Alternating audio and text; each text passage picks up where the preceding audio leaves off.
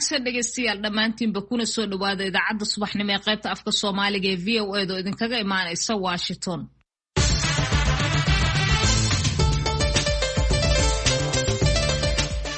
waa subaxnimo axada oo bisha Febraayo sanadka 2021 ay tahay 7 waxaad naga dhageysanaysaan mowjadaha gaagaaban ee 16 iyo 19 mitirban iyo bogga internetka ee voasomali.com. Afrikada bari saacadu xaqiina waa 6:00 aroornimo idaacadana waxa idin la socodsiin doona Cabdulqaadir Maxamed Mursal iyo anigoo ah Sahra Cabdi Axmed. qodobada saaka aad ku maqli doontaan idaacadeena waxaa kamid ah dhinaca mucaaradka Soomaaliya oo ka hadlay xaaladda cakiran ee siyaasadda. waxaad sidoo kale maqli doontaan Jubbaland oo soo saartay amaro lagu farayo gaadiidleyda magaalada Kismaayo inay sameystaan diiwaangelin dhaqaale looga doonayo.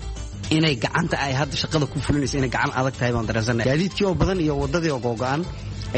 qofka cashuurta bixinaya markuu fiiriyo dhanka wadada uu gaariga ku wadayo ee baabuurkiisa uu marayo iyo lacagta la weydiinayo iyo sida emergency-ga lagu bixinayo isuma dhigno. qodobadaasi iyo warar kale oo ku saabsan siyaasadda Soomaaliya falanqeynteeda iyo warar kale oo aan idin haynaa balse marka hore ku soo dhawaada warkii dunida iyo Cabdulqaadir Maxamed Mursal Samakaab.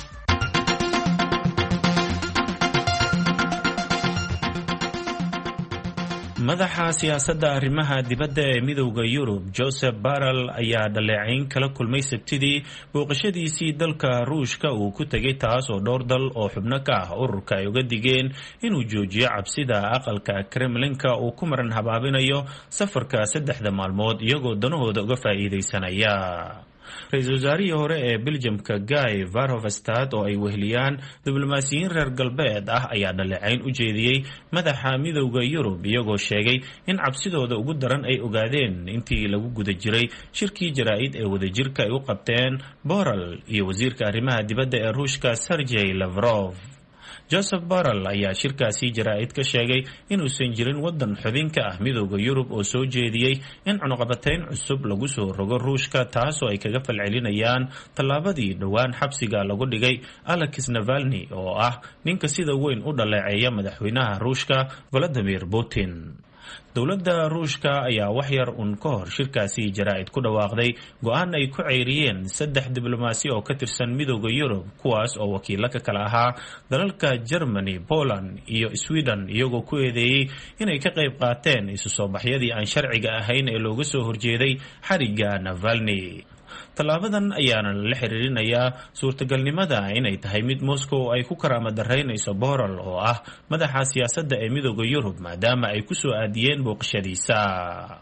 wasiirka kheyraadka biyaha ee Suudaan Yaasir Cabbaas ayaa sheegay in tallaabo kasta oo Itoobiya ay kaligeed u qaado inay ku buuxiso mashruuceeda biyo-xireenka korontada ee bisha Juulaay inuu si toos ah halis ugu yahay ammaanka qaranka ee Suudaan.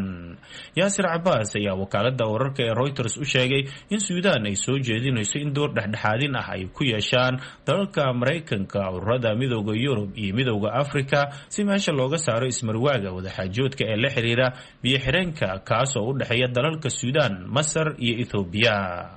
hadalka wasiirka ayaa imaanaya iyadoo ay sii kordhayso xiisadda u dhaxaysa Suudaan iyo Itoobiya ee la xiriirta muranka dhulbeereedka ku yaala xuduudda ay labadaasi dal wadaagaan.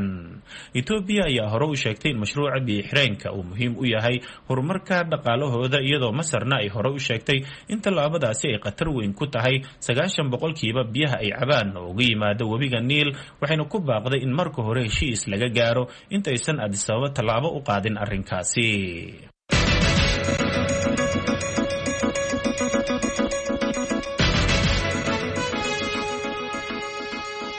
golaha ay ku midoobeen musharaxiinta mucaaradka ah ee u taagan xilka madaxtinimo ee Soomaaliya ayaa nasiib darro ku tilmaamay in uu fashilmo shirki ka socday magaalada Dhuusamareeb ee caasimadda Galmudug. waxaana sidoo kale walaac ka muujiyeen in waqtigii golayaasha dowladda oo dhammaaday qaarkood aanan haatan weli lahayn wax is-afgarada oo dhinacyada doorashada dalka ay ka sameeyeen. warbixintan waxaa ka soo diray Muqdisho wariyaha VOA-da Cabdicasiis Barrow. kulan ay ku yeesheen magaalada Muqdisho golaha ay ku bahoobeen musharaxiinta mucaaradka ee Soomaaliya ayaa waxay kaga hadleen xaaladda siyaasadda ee wadanka iyo shirkii natiijo la'aanta ku soo idlaaday ee Dhuusamareeb ay ku yeesheen madaxweynaha Soomaaliya iyo madaxda maamul goboleedyada dalka iyo gobolka Banaadir. golahan oo maalmihii tagay la shiraya qaybo ka mida bulshada sida odayaasha dhaqanka iyo hogaamiyaasha ururada bulshada rayidka ayaa waxay kulankooda kadib warbaahinta u sheegeen walaaca ay qabaan. cabdiraxmaan maxamed cali siiriin oo u hadlay golaha musharaxiinta midoobay ayaa wariyaasha u sheegay in shirkii fashilmay uu mugdi geliyay rajo badan oo ay qabeen bulshada Soomaaliyeed. waxaa rajo badan laga qabay shirkii dhuusamareeb kusoo fashilmay dowlad goboleedyada iyo dowladda federaalka inay kasoo bixi doonto qaab doorasho oo heshiis lagu yahay oo lagu fuliyo heshiiskii 17 Sebtembar 2020 lagu gaaray magaalada Muqdisho. waxaad ogtihiin waxaa nasiib darro ah in meeshii wax heshiisa aysan ka soo dhicinin oo rajo u abuuri karta dadka Soomaaliyeed in doorasho ay galaan. waxaadna ogtihiin in maalinka 8 ah inay ahayd in la doorto doorashadii madaxweynaha inay dhacdo oo bishii December 27 la soo dhaafay in baarlamaan cusub la dhaariyo ay ahayd sida dastuurka iyo shuruucda dalku ay sheegayso. intiba maysan dhicinin. dadka Soomaaliyeed rajadii ugu dambeysay oo rajaynayeen waxay ahayd in doorashadii 3 qodob oo la isku hayay in dhuusamareeb looga soo heshiiyo. Siiriin ayaa dhinaca kale tilmaamay in wadahadallada ay la leeyihiin qaybaha bulshada kadib ay soo bandhigi doonaan go'aanka ay ka qaadanayaan xaaladda Soomaaliya iyo doorashadaba. annaga 8 February dastuurka sheegaya idinkaa wada og dadka Soomaaliyeedna og yihiin madaxweyne kastoo la doorto maandadkiisuna 4 sano tahay. taas meesha ku jira annaga go'aankeena tashiga qaybaha bulshada aan wadno marka wixii ka dambeeyaan taladayna iyo ra'yigeena soo bandhigayna waan idin la wadaagaynaa. Cismaan Tahliil Shaatax oo ah gudoomiyaha ururada bulshada rayidka ah ee Soomaaliya oo VOA Soomaali la hadlay ayaa waxa uu sheegay in musharaxiinta midoobay ay u gudbiyeen talooyin ku aadan xaaladda dalka iyo sida ay u arkaan. runtii kulanka maanta aan musharaxiinta la yeelan wuxuu ahaa kulan iyaga naga casuumeen inaan la kulanno anagana aan ka ajiibnay kadibna waxa ay nala wadaageen aragtidooyinkooda ku aadan xaaladda dalka uu maraayo iyo shirkii dhuusamareeb sida uu xaalkiisu maraayo. annagana waxaan la wadaagna u sheegnay in waddanku xaaladda uu maraayo ay u baahan tahay in dib loogu laabto sharciyaddii mar haddii heshiisyadii siyaasadeed iyo nidaamka siyaasadeed wax lagu xalinayo ay dib u dhacday ama uu guul badan laga gaari waayo in mataqaanaa dib loogu laabto sharciyada waddanka u degsanaa oo wax lagu xaliyo. shirkii dhuusamareeb ee natiijo la'aanta ku soo dhammaaday ayaa waxa uu muujiyey halka uu gaarsiisan yahay khilaafka u dhaxeeya qaar ka mid ah maamul goboleedyada dalka iyo dowladda dhexe. dadka qaar ayaa si isweydiinaya waxa uu noqon doona xalka Soomaaliya xilli uu dib u dhac badan ku yimid waqtigii doorashada hay-adaha dowladana uu qaar ka idlaaday waqtigoodii. Cabdicasiis Barrow, VOA, Muqdisho. haddaba safiirkii hore ee Soomaaliya ee dalkan Mareykanka Cabdulaahi Axmed Cadow ayaa sheegay in marnaanshiyo siyaasadeed uusan dalka geli karin muhiimna ay tahay in xal la gaaro. Cabdulaahi Axmed Cadow ayaa isagoo ku sugan gobolka Virginia ee duleedka magaalada Washington u waramay Sahra Cabdi Axmed. xaaladda muxuu ahaa xaaladda waddanka maanta way cakiran tahay siyaas ahaan way cakiran tahay. shirkii muxuu ahaa samareeb ma ka socday waa aad la socotaan bay la tahay waa burburay muxuu ahaa waa lagu heshiin waayey. dabeedna maaragtay halkaas rajada weyn la qabay wuxuu ahaa shirkaas in heshiis uu madaxda Soomaaliyeed maaragtay muxuu ahaa ay ku gaaraan halkaana maaragtay laga sii amba qaado. laakiin ayaan daro maaragtay muxuu ahaa shirkii waa u burburay ayaan daro weyn weeye. rajo weyn baa laga qaba shirkaas marka hadda waxa weeye maxaa xala weeye hadda marka. waa hagaag marka ma kula tahay sida haatan loo badinayo in baarlamaanka ay xal gaari karaan oo madaxweynaha waatan uu leeyahay anaga waa heshiin weyna adinka tala keena taasi aragtidaada ma kula tahay inay wax bedelayso? adeer waxa weeye baarlamaanku waxa weeye muxuu ahaa saldhigga dowladnimada weeye baarlamaanku. shacbigu maaragtay markuu codkiisa bixiyo waad ogtahay baarlamaan baa maaragtay muxuu ahaa dhalanaya. baarlamaankaasa wax kasta ka abuurmahayaan ama ha noqoto maaragtay doorashada madaxweynaha maamulka shuruucda. marka baarlamaanku waa saldhig weeye waana quman tahay in madaxweynuhu maaragtay markii uu ka yimid muxuu ahaa samareeb markuu ka yimid uu siiyey maaragtay warbixin go-aanna iyaga laga doonayo waa inay go-aan gaaraan weeye baarlamaanku waa inuu maaragtay go-aan gaaro weeye xal in la helo waay xal siyaasadeed in la helo weeye adeer waxa weeye siyaasadu mar kastaba maaragtay dhinac baa loo rogi karaa xal la-aan ma noqon karto siyaasadu quraan ma aha maanta hadba meeshii la marin karo oo wax ku xalismi karaan ayaa lala aadaa marka waxaan aaminsanahay in maaragtay baarlamaanku uu xal uu gaarahayo waan aaminsanahay xalkaasna ay noqon doonto mid maaragtay adigu kumeel gaara maajirata xalka uu gaarahayo baarlamaanku waa mid kumeel gaare ilaan baarlamaanka waktigiisii inkastuu sharci ahaan weli uu jiro baarlamaanka oo dastuurku uu dhigahayo muxuu ahaa baarlamaanka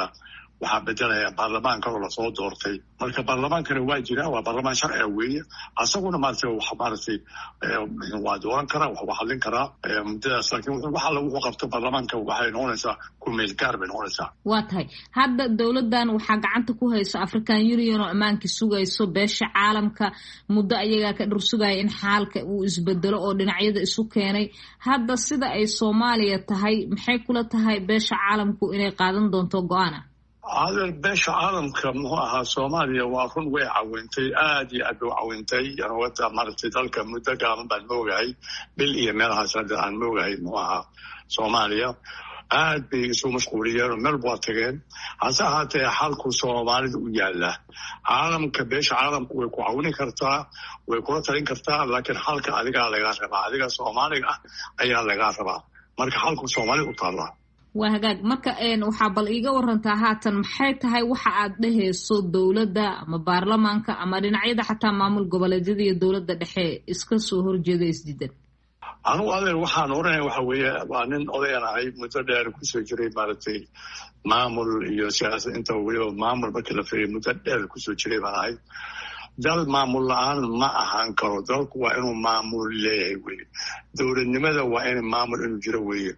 marka anigu waxaan leeyahay kow waxa weeye maaragtay khilaafkan hadda jira wuu xalismaya waa maaragtay muxuu ahaa haddii maaragtay la helo maaragtay hab maaragtay wakti haddii la helo waktiga u baahan yahay in halkaa la helo waktigii in la helo waktigiina waxa weeye in baarlamaanku maaragtay muxuu uu go-aan ka gaaro maaragtay in waktigaa la helo maxaa jira dad baa waxay oranayaan maaragtay muxuu ahaa ma kordhiso ma jirto kordhiso in maaragtay ay timaado waa khasab maxay wakti waa dhamaaday waa lasoo gudbay waktiyadii hore maaragtay looran lahaa xaala la gaara marka hadda waxaa weeye xaalku meel gaara hadda in la helo weeye oo markaa laga ambaqaado doorasho in la abaabulo kaasi waxa uu ahaa Cabdulaahi Axmed Cadow oo jooga gobolka Virginia wuxuu u waramayay wariyaha VOA-da Sahre Cabdi Axmed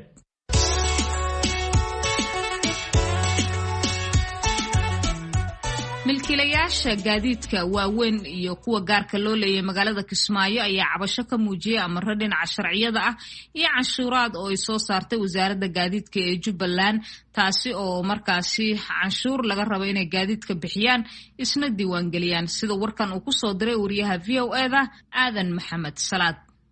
si loo adkeeyo ammaanka guud ee magaalada Kismaayo ayaa waxa uu maamulka Jubbaland gaar ahaan wasaaradda gaadiidka ee soo saartay amarro lagu soo rogayo gaadiidka ka dhex shaqeeya magaalada Kismaayo iyo guud ahaan deegaanada Jubbaland kaas oo maamulku uu ku sheegay in gaadiidka aanan diiwaanka maamulka ku jirin uusan ka shaqayn karin gudaha magaalada Kismaayo maamulka ayaana ku amray gaadiidleyda inay u dhamaystiraan gaadiidkooda sharciyada sida laysinka warqadda canshuurta wadamarista iyo dhammaanba shuruucda kale ee gaadiidka looga baahan yahay waxaana ay durba saameyn xoogan ay ku yeelatay amaradaasi gaadiidleyda ka shaqeeya magaalada Kismaayo kuwaas oo cabasho ballaaran ka muujiyey habka fulinta amaradaasi iyo wadooyinka oo burbursan cabdiraxmaan sheekh cabdulaahi cabdisubur waxa uu ka mid yahay dadka uu saameeyey amaradaasi waxaana uu faahfaahinaya sida uu u saameeyey amarka ka soo baxay maamulka Jubbaland darawalada gaadiidka iyo dhibaatooyin kolkii si loo fiiriyana ay dawladdu ku gar leedahay markii maarayntooda la fiiriyana ay waxoogaa kala duwanaansho ama qalafsanaan ay ku jirtaa socda aniga shakhsiyan waan qabaa wadanku maadaama oo ilaa 91dii uu burbursanaa dhibaatooyin kala gedisanna la soo maray in amniga dhankiisa laga kabsado gaadiidka iyo maaragtay amniga iyo wadamarista la saxa anu waan qabaa dhaqaalahana la kobciyo adeegana la kordhiyo laakiin waxaad moodaa habka ay dawladdu u howlgalayso asagoo adeegii iyo sarfiskii ay shacabku u baahnaayeen wax badan ka kala dhiman yahay tallaabo xoogan in hal mar la qaadayaad moodaa markii aan sii kala qaadno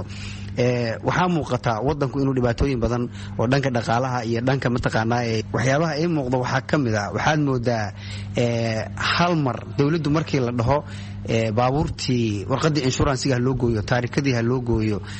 laysankii darawalnimo iyo laysansigii mataqaanaa qofkii ha qaato mid walbana raydka la saarayo boqolkiiba uu lacag badan yahay waxaad u malaysaa dalkiina u jirto dhaqaalihiina u hooseeya soomaaliya oo dhan waxaad moodaa lacagtaas inayna awoodin muwaadiniintu marka waxaan codsanaynaa dowladdu xitaa howlgalka markii la gelayo in gacan naxariis liyo il naxariisna loogu fiiriyo oo checkinka toddobaadkiiba waxna laga checkin ama bilihiiba oo la kala fogeeyey xilliga wax la qabanayaan qabnaa marka waxaan ka cabanaynaa marka dowladdu inay gacanta ay hadda shaqada ku fulinayso inay gacan adag tahay baan dareensana aadan gaadiidkii oo badan iyo wadadii oo googo'an qofka cashuurta bixinaya markuu fiiriyo dhanka wadada uu gaariga ku wadayo ee baabuurkiisa uu marayo iyo lacagta la weydiinayay iyo sida emergencyga lagu bixinayo isuma dhigno kolonel bashiir xiis khaliif taliyaha laanta nabadgelyada wadooyinka ee maamulka Jubbaland ayaa VOA u sheegay in tani ay qayb ka tahay fulinta sharciga loogana baahan yahay bulshada magaalada Kismaayo in ay qaataan sharciyada isagoona ka hadlayay cabashada gaadiidleyda ee burburka wadooyinka ayaa waxa uu yiri international law adduunka dhan ay ka jirtaa baawar baan wadanayaa mana goosanayo road tax yani adduunka kama shaqeyso not only Somalia laakiin adduunka oo dhan kama shaqeyso dadku qofkii de wax garanaya maamul iyo soo arkay uu garanaya inuu waxaan taxad laakiin dadkii waayada dambe dhasheen waligood dawladda arag waxa laga yaabaa in si kala hadda moment ma aha laysan kaliya waa laysan waa tirsmataale waa buug baawar lahaansha ama log book qof walba soo yaqaan waa dokumentiga baawar qoran qofka inuu leeyahay log bookisi buugi baawar waa inuu leeyahay tirsmataale waa inuu leeyahay driving license intaas oo dhan waan eegaynaa waan garan karaa inay caqabad tahay laakiin dadku waan hadalnay inta case waxaan sameeynaa wixii aan qaban karnaa inaan qabano hawsha sidee tahay inaan u fulin marka go'aankiin muxuu yahay marka go'aanku waxa weeyaan qofku inuu soo qaato laysankiisa iyo warqadda sanadlaha iyo buugiisa baabuurka oo sharciga baabuurka oo wixii dokumentigiisa oo dhan u haysta wadooyin badan baa magaalada ka burbursan laakiin in the coming weeks and month bilaha soo socda haddii alla idmo wadadana waa la samaynayaa 8 wado cusubna waan dhiseen situationka magaalada waan garan karaa iyo shacabka iyo dadka magaalada degan yani laysankii iyo road taxi hal mar in la weydiiyo xoogaa taf waaye laakiin de qofka hadduu baabuur wadayo magaalada uu dhex socdo sharciga dhigay inuu liisna lahaado Saacid Cabdullaahi Macalin Maxamed waa agaasimaha guud ee wasaaradda gaadiidka ee maamulka Jubbaland waxaana dhankiisa uu sharaxayaa sababta keentay in amaradan ay soo rogaan wasaaradda gaadiidka ee dowlad goboleedka Jubbaland iyadoo hirgelinaysa shaqaynta sharciga waxay soo saartay awaamiir la xiriirto gawaarida ama gaadiidka aysan sharciyadooda u dhameystirnayn si taas loo fuliyo marka waxay soo saartay wasaaradda amaro ah in magaalada Kismaayo aan lagu dhex arki karin ama aan lagu dhex kaxayn karin gaadiid aysan u dhameystirnayn sharciyadiisa sida taarikada gaariga lagu xiro log buuga oo ah buuga cadaynaya milkiyada gaariga ama lahaanshaha qofka gaariga iska leh road taxiga ama canshuurta wadamarista gaadiidka driving license-ga ama ruqsadda kaxaynta gaariga intaasba gaari ama gaadiid aysan u dhamaystirin ama inaysan magaalada dhex mari karin iyo gawaari aysan taarikada ku xirnayn ayagana inay taarikooyinka ku xiraan marka intaas ayaan soo rognay awaamirtaas ayaa usbuucan ka socda amarkan ka soo baxay maamulka Jubbaland ee ku aadan in gaadiidka ka shaqeeya magaalada Kismaayo loo dhameystiro dhammaanba sharciyada ay u baahan yihiin ayaa ku soo beegmaya xilli ay burbursan yihiin inta badan wadooyinka muhiimka ah ee magaalada Kismaayo taasoo marideeda ay dhibaato ku qabaan gaadiidleyda misna maamulku uu ka qaado gaadiidkaasi canshuur aanay awood u lahayn bulshada aadan maxamed salaad VOA magaalada Kismaayo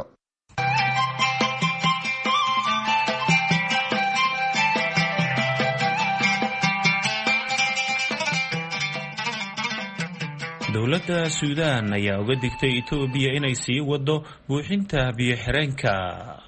biyo-xireenkan ayaa keenay khilaaf muddooyinkan soo jiitamayay oo saameeyay xiriirka dalal dhowr ah oo isku hayo biyaha webiga Niil wariyaha VOA-da Xuseen Cusmaan Saxnuuni ayaa warbixintan ka soo diray magaalada Qaahira dowladda Suudaan ayaa sheegtay go'aanka dowladda Itoobiya ay ku halis ku ah amniga qaranka ee dalka Suudaan wasiirka waraabka iyo biyaha ee xukuumadda Khartoum Yaasir Cabbaas oo la hadlayay wakaaladda wararka ee Reuters ayaa sheegay tallaabada dowladda Itoobiya ay wado biyo-xireenkeeda inuu yahay mid khatar ku ah nolosha qayb ka mid ah dadka reer Suudaan ee ku nool bartamaha waddankaasi sidoo kale wasiir Yaasir Cabbaas ayaa farta ku fiiqay in tallaabada xukuumadda Addis Ababa in ay tahay mid saameyn xun ku yeelanaysa beeraha iyo xarumaha korontada laga dhaliyo ee dalka Suudaan wasiirka waraabka ee xukuumadda Khartoum ayaa ugu baaqay qaramada midoobay midowga Yurub dowladda Mareykanka iyo midowga Afrika in ay dhexdhexaadiyaan xiisada u dhaxaysa dowladda Suudaan waa dowladaha Suudaan, Ethiopia iyo Masar ee ku aadan biyaha webiga Nile. Yaasir Cabbaas ayaa ka digay dowladda Ethiopia in ay sii wado buuxinta biyo-xireenkeeda bisha Juulaay ee sanadkani. Arrimahan ayaa imaanaya xilli dowladda Ethiopia dhowaan ay sheegtay in ay dib ay u bilaabayso buuxinta biyo-xireenkeeda kadib markii ay ku guulaysatay buuxinta kaydad biyo-xireenka qaybtiisa koobaad sanadkii hore. wadahadaladii u dhaxeeyay dowladaha Masar, Suudaan iyo Ethiopia sanadihii ugu dambeeyay ayaa noqday kuwa aan miro dhalina.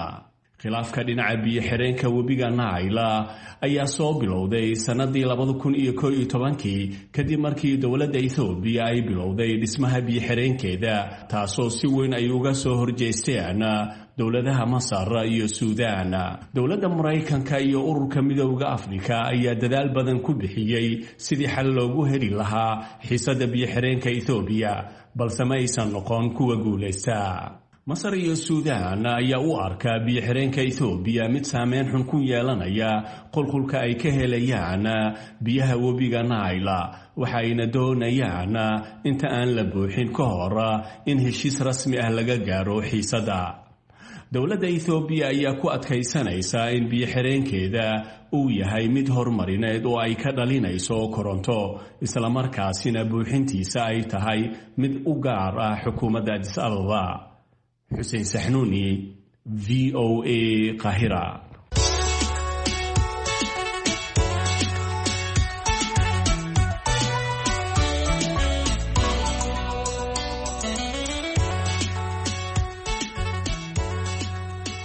xildhibaan Soomaaliyeed oo laga soo doortay degmada Chelsea iyo Kingston oo ku taala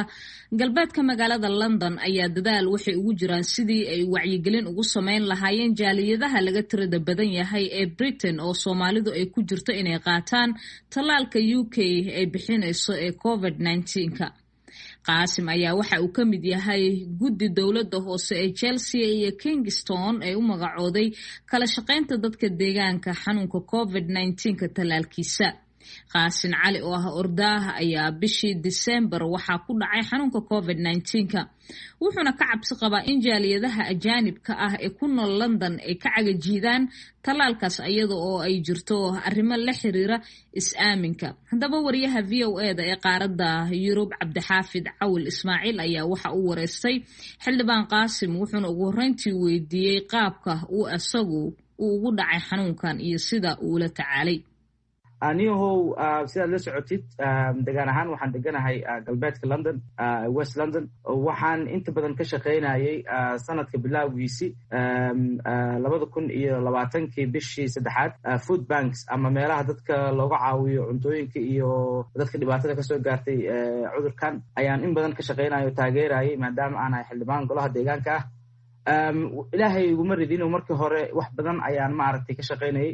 laakiinse markii haddana iskuulka markaas u xirnaa iskuullada markii la furay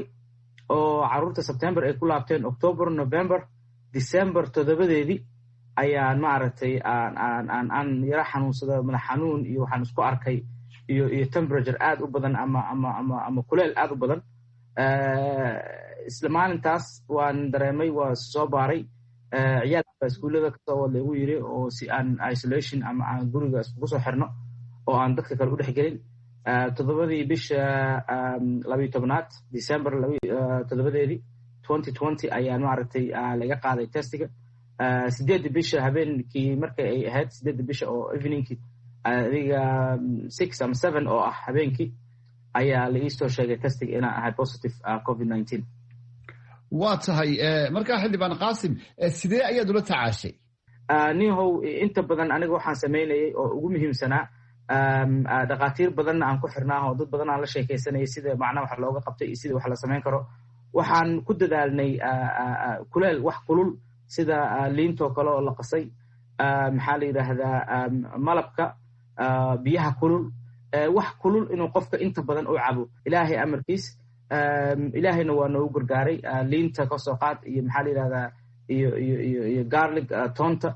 sida malabka iyo arrimahaas ayaan inta badan isticmaalayay. waxaa kaloo muhiim ahaayoo jiray inaan soo gatay markii aan la ii sheegay inaan cudurka positive ku ahay viruska, waxaan soo gatay bahal farta la geliyo lagu tijaabiyo oxygenkaaga. waana inta badan waxay dadka dhibaatada kasoo gaartay oo ah dadka madow iyo dadka oo asiaanka ah. kaas ayaan soo gatay. marka waxaan ku dadaalaya inaan temperaturekayga inaan la socdo, inaan oxygenka jirkayga la socdo. taas ayaa maaragtay ilaahay nuuga mahadinaya. waa tahay haddii aynu usoo noqonno jaaliyadda laga tirada badan yahay dabcan dadka madow, dadka asiyaanka, soomaaliduna ay ku jirto, dadaalkan aad ku jirto ee wacyigelinta ahna aynu eegno, maxaad is leedahay xildhibaan qaasin way tahay sababta ugu weyn ee dadkaasi ay uga cagajiidayaan amaba ay uga baqayaan tallaalka? tallaalka kasokow waxaan rabaa inaan ummadda khaasatan dadka soomaaliyeed u sheego inay muhiim tahay markii allaala markii ilaahay qadaro, ilaahay hanaga wada hayo cudurka inuu nagu dhaco. dad badan waa ka badbaadeen, dadna waa naga dhinteen. waxaana rabaa inaan dadka soomaaliyeed dareensiiyo 30 sano soomaaliya dagaalada ka socday, annaga xataa aan ku dhalan dagaalo ayagoo socdo, gobolada dalka haddana caasimada loo soo gudbay. intaan qof aqaanay oo dhimatay coronaviruska sanadkan hadda lasoo dhaafay weligood maysa dhiman. marka waa dhibaato weyn ayuu gaarsiiyey ummadda soomaaliyeed meel kastay joogaan. marka waxaan ku leeyahay dadka waxa ugu muhiimsan, oo waan ka hadli doonaa tallaalka, laakiin waxaan rabaa dadku markuu cudurka ku dhaco ay dareemaan inuu covid-19 hayo in ay la socdaan oxygenkooda. dadkana waxaa dhibaateeye waxay yihiin isbitaalada ayay ka baqanayaan, waxay leeyihin isbitaalkii waa lagu dhimanayaa.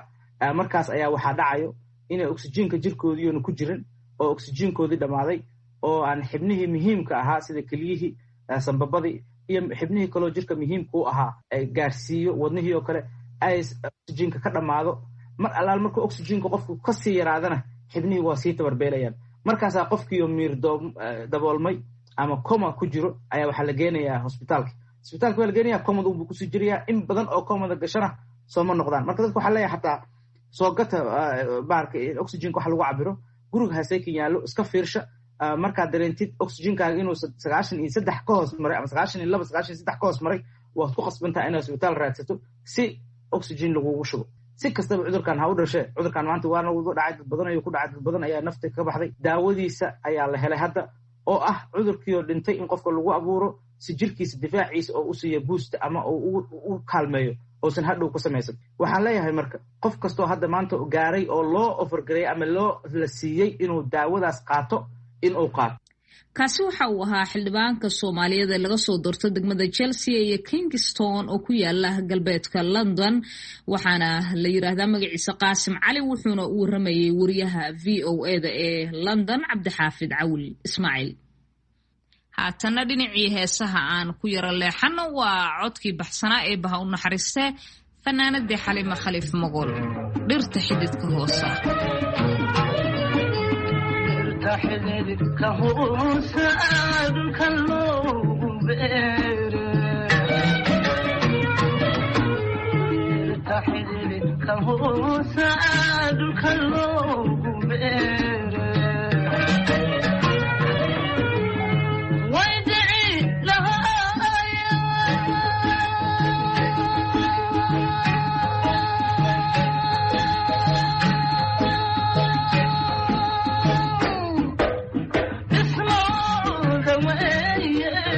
idaacaddeenii subaxnimo waa naga intaa. waxaa idinla socodsiinayey saare cabdi axmed iyo anigoo ah cabdulqaadir maxamed mursal samakaab. tan iyo idaacaddeenna duhurnimo dhammaanteen waxaannu idinkaga tegaynaa sidaa iyo nabadgelyo.